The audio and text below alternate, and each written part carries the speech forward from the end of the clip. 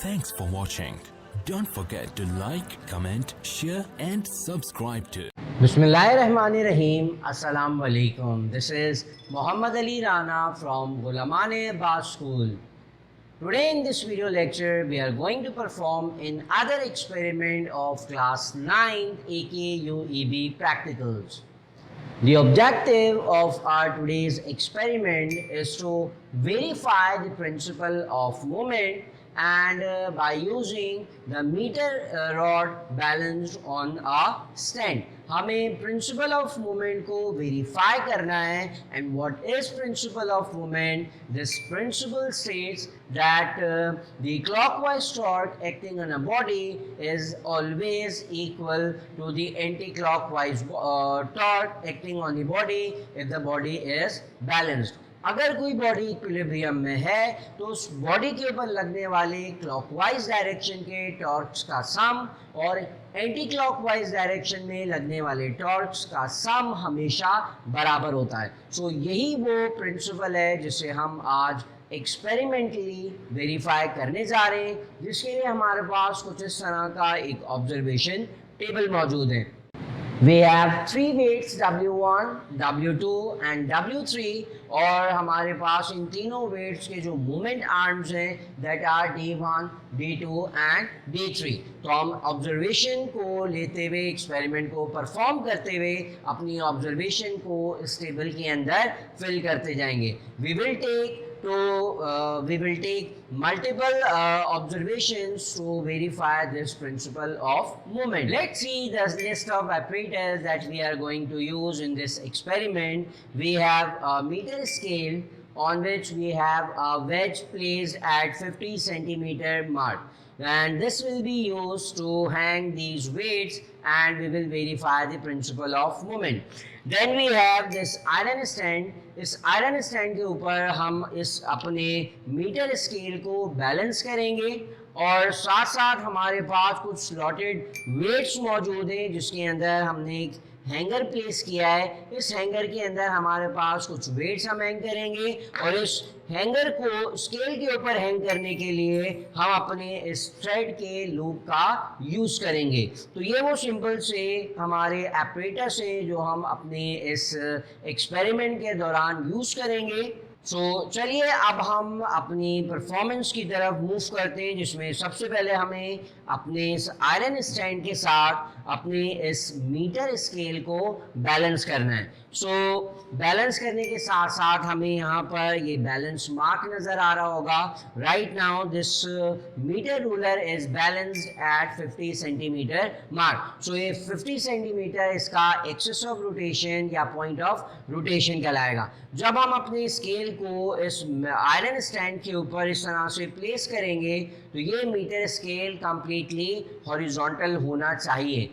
Performance से पहले हमें इस चीज़ को चेक करना है कि हमारा मीटर स्केल इस तरह से हॉरिजॉन्टली बैलेंस्ड हो. अगर हमारा मीटर स्केल विदाउट वेट्स इस तरह से शो कर रहा हो या विदाउट वेट इस तरह शो कर रहा हो तो हम पहले इसको बैलेंस करेंगे बाय मूविंग दिस वेज. अगर ये बैलेंस नहीं है तो हम अपनी परफॉर्मेंस को स्टार्ट नहीं करेंगे बल्कि इससे पहले बैलेंस करेंगे. तो मेरे पास ये हमारा जो मीटर स्केल है वो कंप्लीटली बैलेंस्ड है. 50 सेंटीमीटर मार्क के ऊपर बैलेंस है और ये जो पॉइंट ऑफ रोटेशन या एक्सिस ऑफ रोटेशन की जो वैल्यू है वो हमें याद रखनी है बिकॉज हम इसे यूज करेंगे for getting the movement arm. Then हमारे पास कुछ इस तरह से 3 हैंगर्स मौजूद हैं. ये 3 हैंगर्स हमारे पास हैं जिसके साथ हमारे पास ये एक थ्रेड लगा हुआ होगा और इस थ्रेड की मदद से हम इसे मीटर रूलर के ऊपर हैंग करेंगे. 2 वेट्स हम एक साइड पे प्लेस करेंगे और एक वेट हम दूसरी साइड पे प्लेस करेंगे. एक साइड के जो टॉर्क्स हैं वो क्लॉकवाइज कहलाएंगे और जो दूसरी साइड पे जो वेट्स मौजूद हैं उनका जो टॉर्क होगा वो एंटी क्लॉकवाइज टॉर्क कहलाएगा. अब मैं इन हैंगर्स को इन थ्रेड की मदद से इस मीटर स्केल के ऊपर इस तरह से किसी भी रैंडम पोजीशन पर हैंग कर देता हूँ.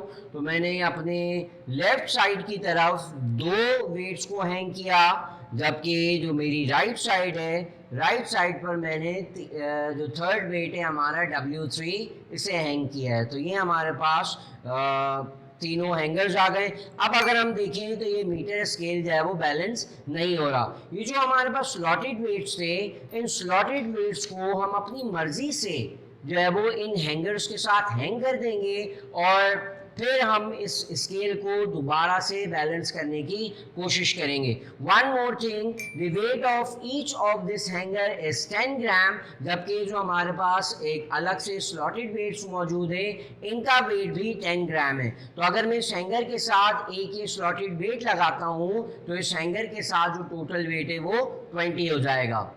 ओके, सो यहाँ मैंने कुछ वेट्स जो है वो इन डिफरेंट हैंगर्स के साथ प्लेस कर दिए हैं। This will be our W1, this weight will be our W2 और ये जो लास्ट वेट है हमारा ये कहलाएगा W3। तो अब हम इस यहाँ पर वेट्स जो लगाए मैं उसे काउंट कर लेता हूँ कि W1 में मैंने एक हैंगर के साथ 3 वेट्स लगाए हैं। इसका मतलब यहाँ जो टोटल वेट है वो हो जाएगा 40 ग्राम। इसी ये 40 ग्राम हमारा हो जाएगा W1।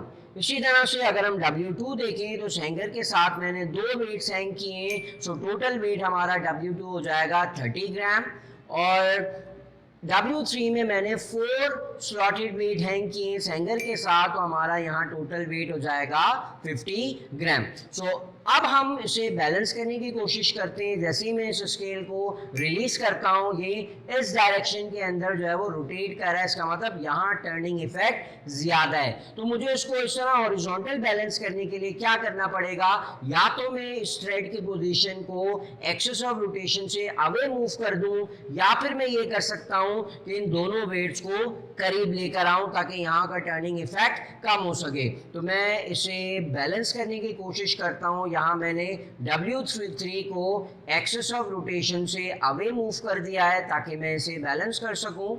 तो यहाँ मैंने जो वेट्स को हैंग किया है, हैंग करने के बाद मैंने इनकी पोजीशंस को वेरी करके चेंज करके इसे बैलेंस किया अगेन। तो बैलेंस करने के बाद हम W1, W2, W3 जो कि ऑलरेडी अपने पास नोट कर चुके थे, अब हमें इन W1, W2 और W3 तीनों वेट्स का डिस्टेंस मालूम करना है from this axis of rotation. So जो D1 है it is the distance of weight W1, so this is W1। So यहाँ से लेके यहाँ तक का जो पूरा डिस्टेंस है वो D1 कहलाएगा। इसी तरह से दिस इज W2 और W2 का डिस्टेंस इस एक्सिस ऑफ रोटेशन से यहाँ तक का जो डिस्टेंस है वो D2 कहलाएगा, जबकि दिस इज W3 तो यहाँ से यहाँ तक का जो डिस्टेंस है ये D3 कहलाएगा। और एक और चीज कि हम जो यहाँ से रीडिंग को रीड करेंगे तो हमें उसे इस एक्सिस ऑफ रोटेशन में से माइनस करना है। तो सबसे पहले मैं यहाँ D1 नोट कर लेता हूँ। D1 जो हमारे पास आ रहा है वो है 10.4, तो हम 10.4 को 50 में से माइनस कर देंगे। सो 50 माइनस 10.4 इज 39.6, तो हमारा जो डिस्टेंस है D1 वो आ गया 39.6। इसी तरह से D2 मालूम करते हैं। D2 में हमारे जो वेट 2 का थ्रेड है वो लाई कर रहा है 28.3 पर। सो 28.3 को हम माइनस कर देते हैं 50 में से, तो हमारा जो ये डिस्टेंस है इट इज 21.7। इसी तरह से आप D3 मालूम करते हैं, तो जो वेट 3 की पोजीशन है इट इज 95.4। सो हम 95.4 को माइनस कर देते हैं 50 में से, तो हमारा जो रिजल्ट है moment arm D3 it is 45.4। सो अब हम चलते हैं नेक्स्ट सेट ऑफ परफॉर्मेंस पर, और नेक्स्ट सेट ऑफ परफॉर्मेंस में हमें क्या करना है, हमें इनके वेट्स को चेंज कर देना है या हमें इनकी पोजीशन को चेंज कर देना है। तो दोनों में से कोई भी एक काम करके मैं देख सकता हूँ। यहाँ हमारे पास 3 वेट्स थे, यहाँ 2 वेट्स थे और यहाँ हमारे पास 4 वेट्स थे। तो मेरी मर्जी है, मैं चाहे तो इनमें वेट्स को ऐड कर दूँ या फिर मैं इनमें से वेट को कम कर दूं। तो मैं क्या करता हूं, मैं यहाँ पर इसके अंदर एक वेट यहाँ पर ऐड कर देता हूं और साथ साथ मैंने यहाँ पर भी एक वेट ऐड कर दिया। सो अब अगेन देखें हमारे पास ये वेट जो मीटर रूलर है वो बैलेंस नहीं है, तो इसे हम दोबारा से बैलेंस करने की कोशिश करेंगे। तो यहाँ हमने इन थ्रेड्स की मूवमेंट को या पोजीशंस को, वेट की पोजीशंस को चेंज करके इस मीटर स्केल को दोबारा इक्विलिब्रियम पोजीशन या बैलेंस पोजीशन में लेकर आए। तो हम सबसे पहले W1, W2 और W3 को नोट कर लेते हैं। तो W1 में मेरे पास 3 कॉइन्स हैं, तो हैंगर के साथ हमारा जो टोटल वेट है वो हो जाएगा 40 ग्राम वेट। W2 में हमारे पास 3 वेट्स है और हैंगर के साथ ये भी हमारा W2 हो जाएगा 40 ग्राम वेट, और W3 में हमारे पास 5 स्लॉटेड वेट्स है विद हैंगर, तो हमारा जो उसका वेट है वो हो जाएगा 60 ग्राम वेट। तो ये W1, W2 और W3 की वैल्यूज हो गई। अब हम दोबारा से इनके डिस्टेंस मालूम करते हैं। सो डिस्टेंस मालूम करने के लिए वंस अगेन हम क्या करेंगे, इन पोजीशंस को 50 में से माइनस भी करते जाएंगे साथ साथ। तो अगर हम W1 की पोजीशन देखें तो इट इज 8.5, तो 8.5 को हम माइनस कर देंगे 50 में से। तो हमारा जो मोमेंट आर्म है यहाँ से लेके यहाँ तक वो इक्वल हो जाएगा 41.5 के बराबर। इसी तरह से W2 फाइंड आउट करते हैं। सो W2 की जो यहाँ पोजीशन है इट इज 29.3। सो 29.3 को हम माइनस कर देते हैं 50 में से, तो हमारा जो W2 का डिस्टेंस है दैट इज D2, उसकी वैल्यू आ जाएगी 20.7 के। इसी तरह से अब W3 फाइंड आउट करते हैं। W3 की जो पोजीशन है इट इज 91.5। सो हम 91.5 में से 50 को माइनस कर देते हैं, तो हमारा जो मोमेंट आर्म आ जाएगा इट इज 41.5। सो ये हमारी डिफरेंट सेट ऑफ ऑब्जर्वेशन थी, जिसमें हमने फर्स्ट परफॉर्मेंस और सेकंड परफॉर्मेंस के अंदर हमने इन वेट्स की वैल्यूज़ को चेंज करके, इनकी पोजीशन को चेंज करके इस मीटर रॉड को बैलेंस किया, और बैलेंस करने के बाद अपने टेबल के अंदर उन ऑब्जर्वेशन को नोट किया। अब हम उन ऑब्जर्वेशन को यूज़ करते हुए प्रिंसिपल ऑफ मूवमेंट के फॉर्मूला के अंदर वैल्यूज़ को पुट करेंगे और प्रिंसिपल ऑफ मूवमेंट को वेरीफाई करेंगे, और इस डायरेक्शन में जो इन दोनों वेट्स की वजह से टॉर्क है वो बराबर होगा, नियरली इक्वल होगा with the torque produced by this weight W3। So ये वो सेट ऑफ ऑब्जर्वेशन है जो अभी हमने प्रैक्टिकल परफॉर्म करके ऑब्टेन किए हैं। यहाँ हमारे पास W1, W2, W3 और D1, D2 और D3 ये दो सेट ऑफ ऑब्जर्वेशंस के लिए वैल्यूज मौजूद हैं। कैलकुलेशन में हमें प्रिंसिपल ऑफ मूवमेंट का फॉर्मूला अप्लाई करना है, that is clockwise torque is equal to anti clockwise torque. So ये हमारे पास फॉर्मूला मौजूद है, W1 D1 का प्रोडक्ट प्लस W2 D2 का प्रोडक्ट, इन दोनों का जो सम है वो बराबर आएगा हमारे पास W3 और D3 के प्रोडक्ट के। ये 3 डिफरेंट टॉर्क्स थे हमारे पास, 2 टॉर्क हमारे पास क्लॉकवाइज डायरेक्शन में और 1 टॉर्क हमारे पास एंटी क्लॉकवाइज डायरेक्शन में।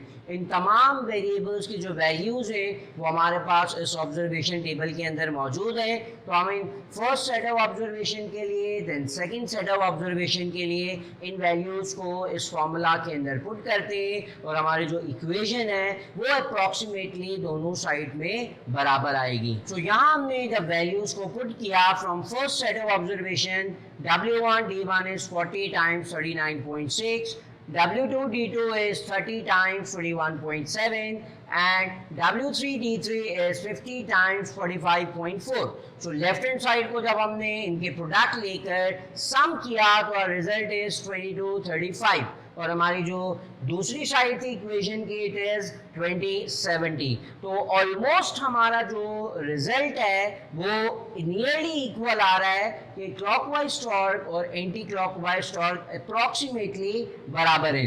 बिल्कुल इसी तरह से जब हमने इस सेकंड सेट ऑफ ऑब्जर्वेशन को यूज किया तो W1 D1 is 40 times 41.5, W2 D2 is 40 times 40.7 और W3 D3 is 60 times 41.5। तो बिल्कुल उसी तरह से जब हमने यहाँ सॉल्व किया तो हमारा जो रिजल्ट है वो 2488 एंड 2490, जो हमारा result second set of observation में और ज़्यादा क्लोज आ रहा है। दिस मीन्स दैट क्लॉकवाइज हमारा जो स्केल था वो इक्विलिब्रियम पोजीशन में था, बैलेंस था, जिसकी वजह से हमने देखा कि क्लॉकवाइज टॉर्क और एंटी क्लॉकवाइज टॉर्क इन दोनों सेट ऑफ ऑब्जर्वेशन में ऑलमोस्ट बराबर आ रहे हैं।